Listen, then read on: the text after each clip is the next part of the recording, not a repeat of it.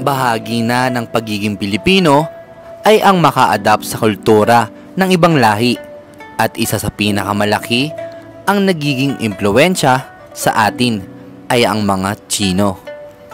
Mula sa mga paniniwala, pagdiriwang, maging sa pagkain ay nakuha natin sa mga Tsino.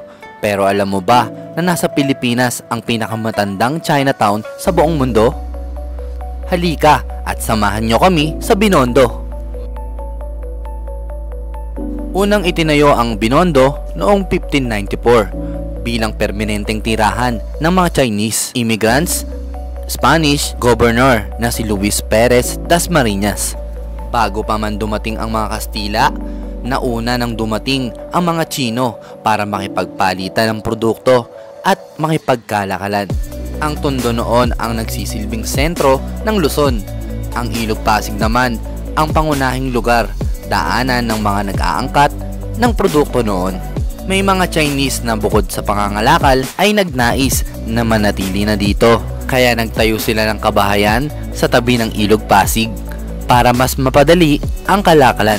Nang dumating ang mga Kastila, partikular na sa Intramuros, maraming kinaharap na problema ang mga Chinese. Malaki ang naging takot ng Kastila na baka makalaban nila ang mga Chinese sa pagsakop sa Pilipinas. Kaya ninais ng mga Kastila na mapalabas ang mga Chinese sa Intramuros, pero hinayaan na lang na manatili sa panlibot nito.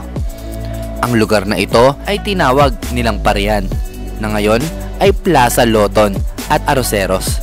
Ang mga paring Dominiko ay nagtayo ng simbahan sa Binondo para mas mahikayat pa ng sangli sa mag-convert sa Kristyanismo. Patuloy na lumaki at yumabong ang komunidad ng sangli sa Binondo. Marami sa kanila ay mas pinili ang kinagisnan nilang kultura. Ang sentro ng Binondo na Ongpin ay nagsisilbing alaala kung gaano kalaki ang naging impluwensya ng kultura ng Chinese sa ating mga Pinoy. Wala ng Chinese, sangli o anuman na tawag sa kanila.